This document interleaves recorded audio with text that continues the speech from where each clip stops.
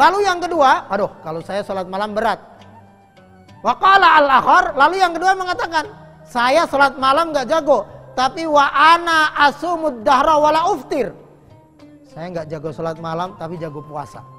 Kalaupun gak puasa memang saya miskin, gak ada yang dimakan, ya jadi gak hebat-hebat amat gitu. Tapi wala uftiru abadan, ana asumud dahra wala uftiru abadan. Saya akan puasa sepanjang hayat. Lalu yang ketiga ini gak jago puasa, gak jago sholat malam, tapi dia gak pede sama cewek.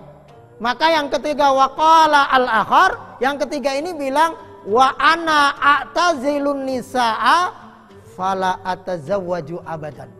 Saya puasa gak jago, boro-boro jam 7 aja udah mie ayam, jam 8 sudah tongseng, pagi sudah makanan, boro-boro. Saya gak baju sholat malam, tapi kalau urusan cewek saya gak jago. Maka ana a'tazilun nisa fala atazawwaju abadan. Ini salah. Saya akan jomblo sampai mati. Saya akan menjadi presiden jomblo internasional. Nah, ini 3 sahabat ini. Lalu ketika Rasulullah mendengar ini, 3 persepsi sahabat yang datang ke istri beliau, maka Rasulullah mendatangi itu 3 sahabat tadi, meluruskan persepsi yang salah dalam taat, persepsi yang salah dalam mengiktiba, persepsi yang salah dalam ketaatan. Lalu Rasul mengatakan, antumul ladzi qultum kadza wa kadza. Pemirsa TV One, jadi Rasulullah mendatangi sahabat. Jadi kalau dia salah paham, gagal paham sampai mati berbahaya. Lalu dikatakan antumul ladzi qultum kadza wa kadza, sampean tadi yang ngomong mau sholat malam semalam suntuk nggak pakai tidur. Antum tadi yang bilang mau puasa semalamnya nggak pakai buka. Antum yang bilang kamu mau jomblo sampai mati. Betul, betul wahai Rasulullah. Lalu Rasul menjelaskan, wallahi inni la akhsyakum lillahi wa atqakum lahu. Wahai sahabat semua, terutama 3 orang yang salah gagal paham tadi, saya ini paling takwa kepada Allah. Saya ini orang paling la akhsyakum lillah, orang paling takut kepada Allah. Walakin aqumu wa arqudu. Walakin usalli al-laila wa arqudu. Saya sholat malam, tapi tidak semalam suntuk, tapi tidak dari isya sampai subuh. Wa ana asumu wa uftiru. Saya puasa Daud, saya puasa Ayyamul Bait, saya puasa Arafah, saya puasa Syawal dan sebagainya. Tetapi waktunya azan maghrib, Allahu Akbar, buka puasa. Ya, tapi jangan salah, asar azannya mirip, buka juga gitu ya. Lalu yang ketiga, saya juga wa atazawwaju an-nisa, saya juga menikah. Famar raghiba an sunnati falaisa minni, maka orang yang tidak mengikuti sunnah-sunnahku, puasa yang enggak pakai buka, sholat malam yang enggak pakai berhenti, lalu jomblo sampai mati, famar raghiba an sunnati falaisa minni. Kata Rasulullah, orang yang tidak mengikuti sunnahku bukan termasuk umatku. Orang yang jomblo sampai mati bukan karena faktor nasib ya, diniati. Saya pengen jomblo sampai mati, sholat malam nggak pakai berhenti, puasa nggak pakai puasa, itu menyalahi fitrah manusia dan itu menyalahi ittiba dan menyalahi syariat. Pemirsa TV-an rahimakumullah. Jadi ini persepsi yang salah yang diluruskan sebagai bentuk mahabbahnya Rasulullah kepada sahabat-sahabatnya. Dalam urusan ibadah yang israf pun Rasulullah tidak menyukainya dan dilarang. Ada kisah yang lain. Dalam hadis yang di bab yang sama diceritakan akhon nabiyyu bainas Salman wa Abu Darda wa Abi Darda. Jadi di zaman Rasulullah itu adanya namanya al-mu'akhah bainal muslimin.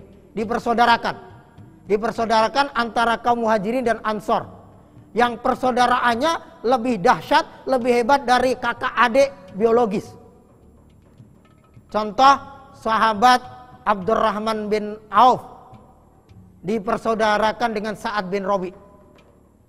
Ini subhanallah, Abdurrahman bin Auf yang selevel, yang nyambung, sama-sama saudagar waktu di Mekah, lalu di Madinah dia saudara dengan Sa'ad bin Rabi.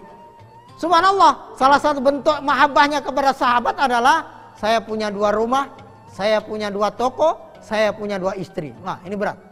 Silakan kamu pilih salah satu rumah saya, silakan kamu pilih salah satu toko saya, dan yang ketiga silakan pilih istri saya. Nah, kalau kita kan begitu, istrinya 2, saya kasih 1 yang tua dan cerewet gitu kan. Dikasih tapi yang cerewet, tokonya yang rongsok, yang nggak laku, yang jauh di pegunungan. Satu rumahnya yang reyat. Ini suruh milih. Antum pilih rumah saya 1, antum pilih toko saya 1, antum pilih istri saya 1. Nah, tapi cantik semua, jadi nggak masalah. Kalau kita suruh juga kamu yang tua, renta, peot, dan sebagainya. Lalu subhanallah, Salman ini dipersaudarakan dengan Abu Darda, Salman Al-Farisi ini. Akhirnya ada kisah menarik sebenarnya ini. Ini sebenarnya kisah ini sekarang mungkin orang-orang berat kalau ini bukan didikan Rasulullah. Salman ini orang Persia. Lalu beliau hijrah ke Madinah. Setelah lama di situ dia tertarik sama seorang akhwat, seorang wanita dari kaum dari orang-orang Madinah. Wajahnya cantik, soleha, dari kedua dia terpandang. Akhirnya dia keterbatasan dialek, keterbatasan komunikasi, dia mengajak sahabatnya Darda, Mak Comblang. Ini hati-hati, makanya kalau cari Mak Comblang, Abu Darda, ana minta tolong antum. Mau ngapain? Ana mau ta'aruf, mau khidbah sama akhwat. Oh sih, yang mana? Akhirnya ditemenin sama Abu Darda. Abu Darda sahabatnya ini. Akhirnya datang melamar, dia sudah siap mahar, sudah siap untuk resepsi dan sebagainya. Subhanallah, dia sampaikan, ana datang di sini mewakili sahabat ana, ini Salman. Intinya tertarik sama anak bapak ibu, kalau ikhlas ridho pokoknya mau dikhidbah, mau jadikan istri. Subhanallah, bapaknya bilang subhanallah, terima kasih keterus terangan antum. Nanti saya tanyakan kepada anak saya, apapun jawaban anak saya akan sampaikan ke antum. Subhanallah. Akhirnya dia berunding sama anaknya, dinyatakan, lalu dia datang lagi, Tuan, mohon maaf, kabar ini mau baik mau buruk saya sampaikan, ini informasi dari anak saya, bahwa anak saya dengan berat hati, mohon maaf lahir batin, menolak tolangan Salman. Bagaikan halilintar menyambar ya.